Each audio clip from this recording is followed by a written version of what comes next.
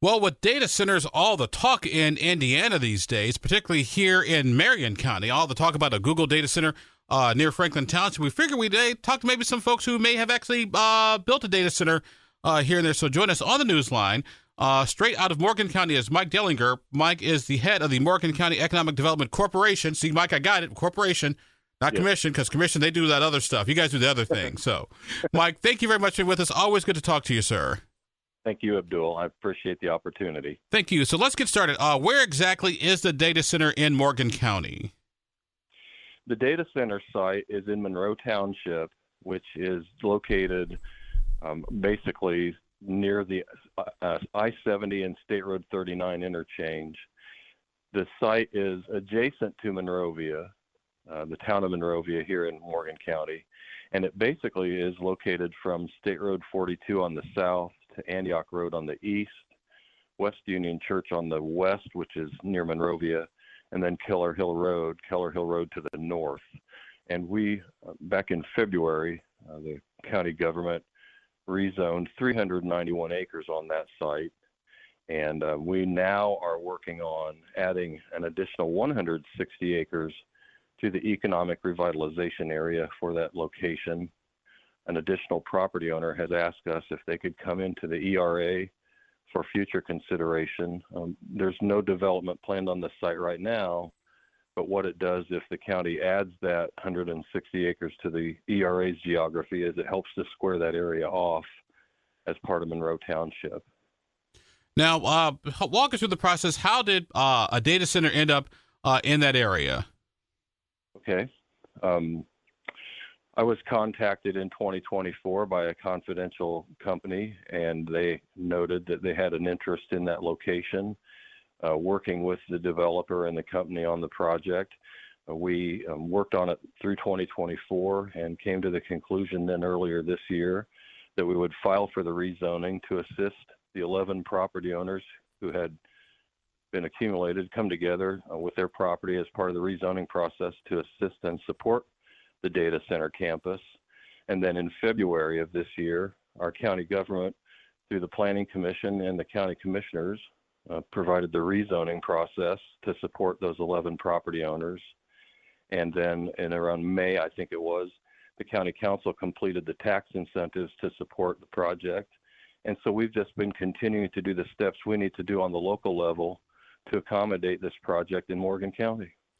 Now, some folks will say that. Let me ask you this: it seems that at least in Morgan County, in that area, the owner of the land, the adjacent property owners, the county government, you guys all seem to get along.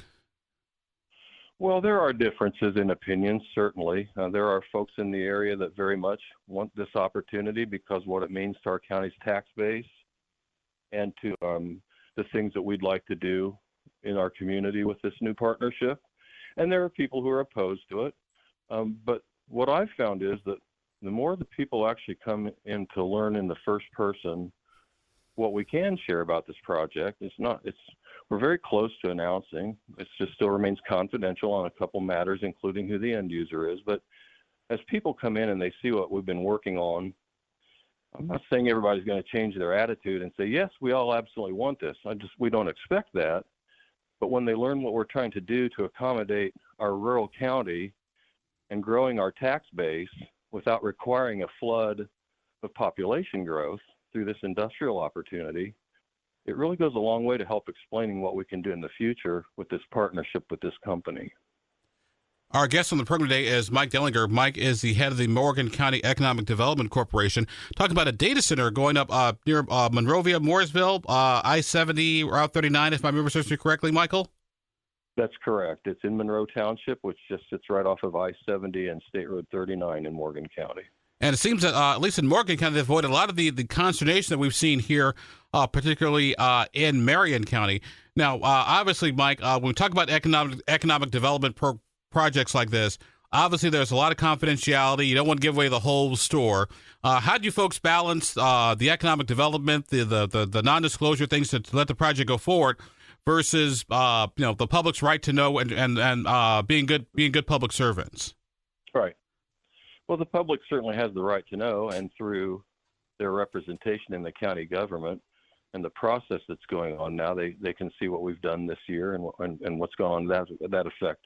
The non-disclosure agreements are simply for this. These companies have proprietary and confidential information that it supports their public entity, their shareholders, their business strategy, how they successfully compete against their competition in that world. So the NDA is designed so that elected officials, representatives of the public, can come into the room and hear in the first hand what the confidential and proprietary information is. And then we try to work from that to find solutions that help both the company and the public in creating this partnership. And so we looked at it like this. We can bring this company into Morgan County and for the next 4 to 5 decades have a partnership that we really want to focus on from a community perspective, how this partnership provides education to our kids, our future workforce, the kids in our school corporations in Morgan County and elsewhere here on this side of the Indianapolis region, and how they can benefit from this technology-based education, and plus the fact that we have this phenomenal corporate citizen that wants to come and be part of our community. So that was what we weighed, and we recognized, yes, this is a tremendous change to the landscape, but we think this change can be a game winner for us so that we don't have to change all of the landscape of the county to try and stay ahead of the cost of living and providing services that the public expects. And Mike, I think that's an interesting perspective because obviously a lot of rural Indiana is kind of suffering right now in population, school population loss, the whole 9 yards. And if you can sort of rebuild and reinvigorate your tax base, but at the same time keep your small town charm, to me it seems like a win-win. And that's how we saw it as well. Abdul, I have a background in economic development in other states, and I've had the opportunity in the past to work in other locations where hyperscale data centers exist, and they're very conscious of what they do in the communities where they reside. They don't come into these areas to try and spin everything upside down. They try to come in and be part of what's already here. And what they've understood from us is, this company understands from us is, hey, yeah, we're part of Indianapolis, but we're the rural side of Indianapolis, and we like it that way. And at the same time, we know it's incumbent upon us to bring opportunities to grow our assessed value in the county so that when the assessed value grows, it creates less of a tax burden on each individual taxpayer.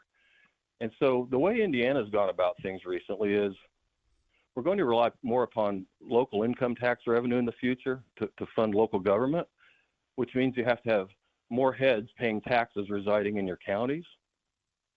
And what we think is that by bringing this multi-billion-dollar opportunity to Morgan County, we can offset some of that need. And what happens instead of us building houses and putting hundreds of new kids in our school corporations for decades, instead of that, what we're doing is we're creating a resource that helps us to accommodate a more modest student body population and growth, which is what we would prefer to see here in Morgan County. So we're really excited about the fact that we have this tremendous opportunity on a global scale right here in our own neighborhood with a company that recognizes our rural interests here in central Indiana. Mike Dellinger, our guest on the program today. Mike is the head of the Morgan County Economic Development Corporation. How about a data center that'll be setting up shop in Morgan County, particularly Morgan Township near I-70 and Route 39. Mike, one of the big issues that's been out there, and you were at the forum this week at the Indiana Fiscal Policy Institute, which is where we kind of had our initial conversation, has been the use of resources, the use of water, the use of electricity, because obviously the data centers run hot, so you got to have water and things to kind of keep them cool.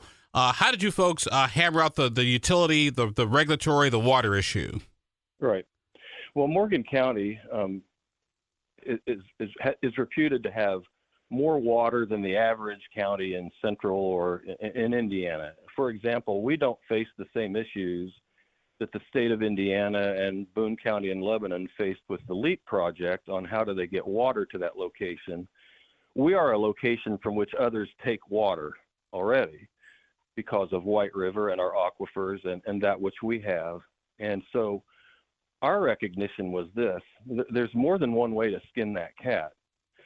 Not every data center building has to be water cooled. There are other technologies that can be used so that it's not just water. Or you can also do a closed loop water system where you're not recycling water each day. You can do the evaporation process. So we have different options from that perspective.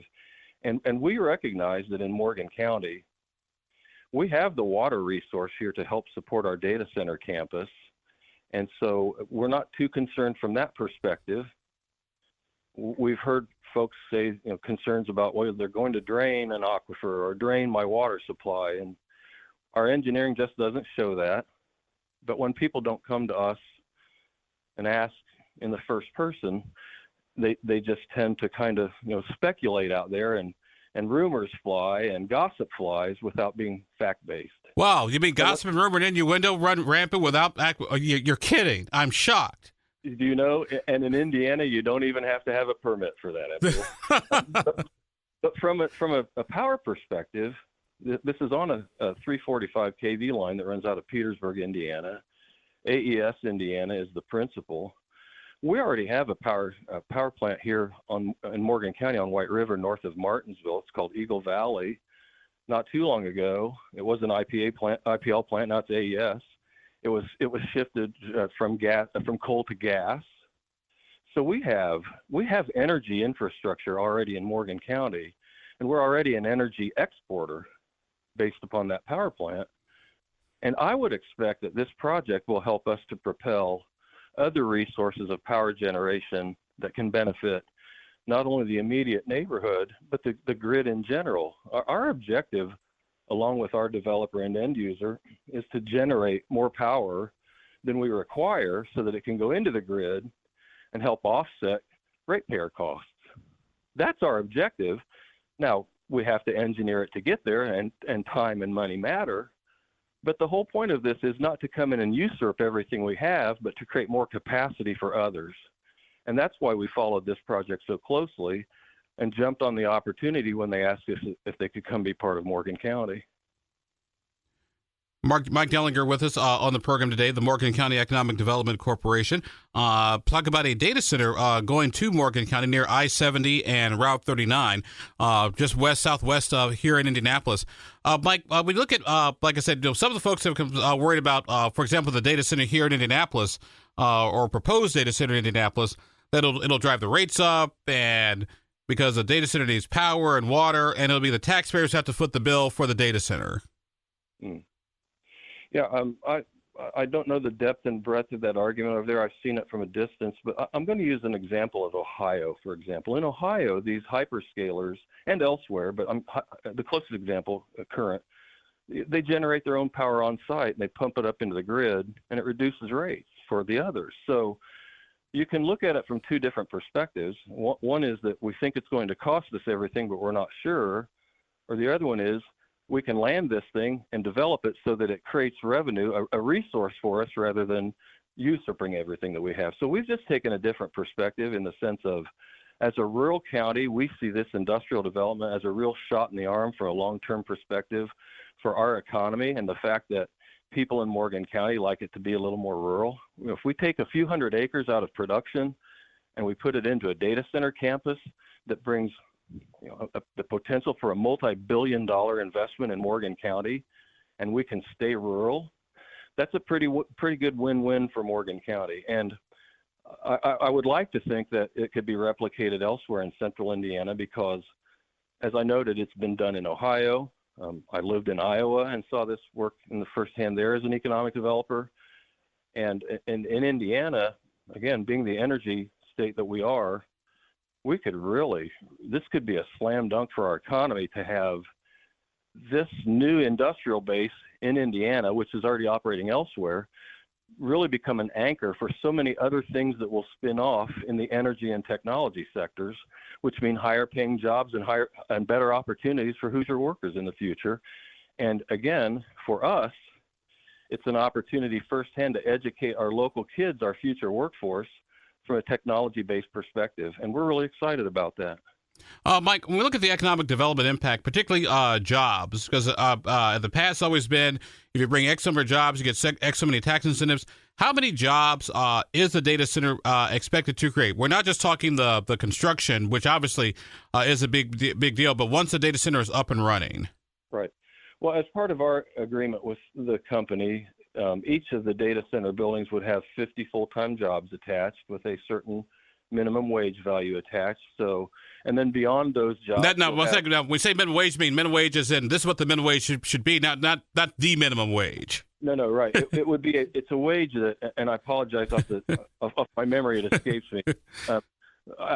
It's a wage that will be at least 125% of the median local wage. I forget what that number was. I apologize off the top of my head, but nonetheless, these are higher wage jobs because it's a higher wage opportunity, and it's not just the technicians. It's 50 per building on the campus, but there's security, there's maintenance, they'll build a kitchen. It's a tremendous opportunity as a campus to develop more than just jobs for the people who will be overseeing each of the data center physical structures themselves. So, but nonetheless, it is a situation where we have a commitment of 50 jobs per data center building. On our PUD that was approved by the county government, our planned unit development zoning, we showed 4 footprints, so that's at least 200 jobs in the future. And I'm betting on it being even larger than that. So what we're looking at also from a tax perspective is this, Abdul. Right now, our county government takes in, I'm not exact on this number, but it's around $40,000 or $45,000. Maybe I can't remember. But the point is, each year on property taxes. Well, in our agreement now, the floor on that property starts at $1 million to the county government each year, and it continues to go with the buildings that are built for property value and for the outside and the outbuildings and other structures that will not receive tax abatement. So it's going to be a tremendous injection into our property tax base from day one of operation, regardless of the fact that, of course, the company has received from us extraordinary tax abatements on their personal property within the data center buildings, and pretty average real property tax abatements on each of the data center buildings themselves. And then other things will not be abated. So other real property outbuildings on the campus won't be abated. Just the data center structure themselves will be abated for 10 years at 50%. And that means year one, they're paying 50% of the property taxes right off the bat. Remember, I told you I have $1 million floor. So we see this as a win-win right away, but it's not just the tax revenue. It's the commitment to the community, the philanthropy that these companies bring into their communities, how they become a solution that we never had before and certainly are struggling to find ways to afford it on our own. The cost of everything going up, rural quality of life costs quite a bit different than an urban quality of life. And we struggle out here with the idea of costs of services are increasing, but people don't want their taxes to go up. Well, we're trying to find those solutions through industrial development. And from a 21st century perspective, I can't think of a better industry to be involved in than technology and energy that supports it. Mike Dellinger, our guest on the program today. He's the Morgan County Economic Development Corporation in Mooresville, Indiana. Talk about a data center that the county government, schools, everybody sort of work together to bring a data center to Morgan County, particularly Morgan Township, which is off of I-70 and Route 39. Mike, another interesting question. When we talk about the impact on, like I said, the non-economic impact on the schools, so to speak, obviously the schools are happy to have the revenue, but I always think it's interesting to talk about the sort of learning opportunities that Morgan County kids will have once this data center pops up.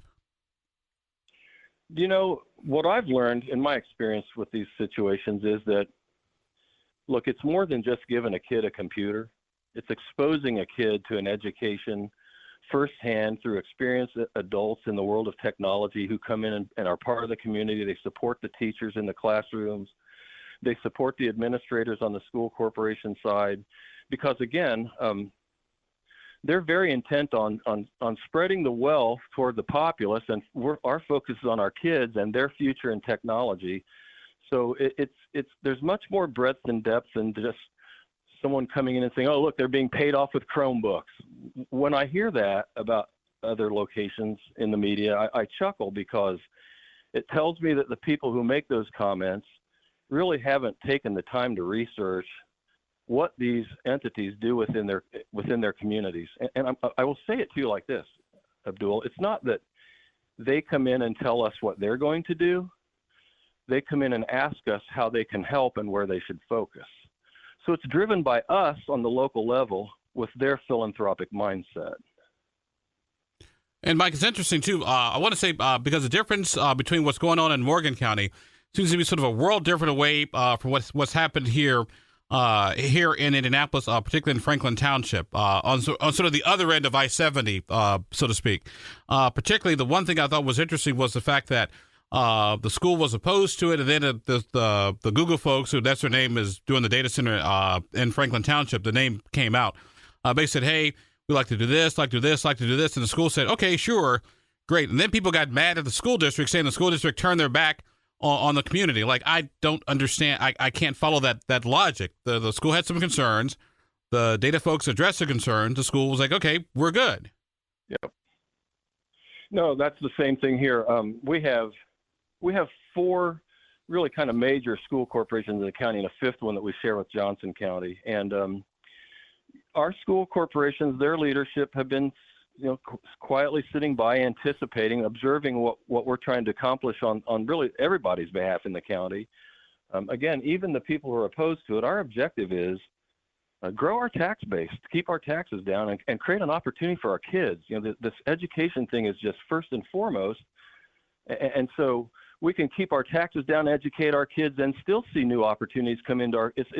It's not just the kids; it's the kids to start with, and then families beyond that. We've outlined an opportunity for this partnership to really become something that Morgan County will be proud of, and certainly, I know the corporation is just really thankful for the fact that we've seen it from the perspective we have, rather than the negativity that is so often too quickly expressed in local media by people who don't really do a lot of depth and research into what these opportunities, this type of industrial development, means for a tax unit.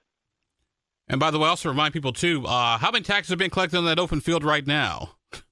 I said it earlier. I don't remember the number. It's someplace around $40,000 to $60,000 a year in current property taxes. And so our agreement, each year we start where we start, and as each building is built on the campus, the increase in the tax value goes forward. Our tax base grows, and it brings new opportunities. Not just the 50 jobs per data center building, but the spin-off of industrial commercial development that will come in the future to support it. We're already looking at how we can use other land in the area from a rezoning perspective to allow additional commercial business that will come in to support this campus.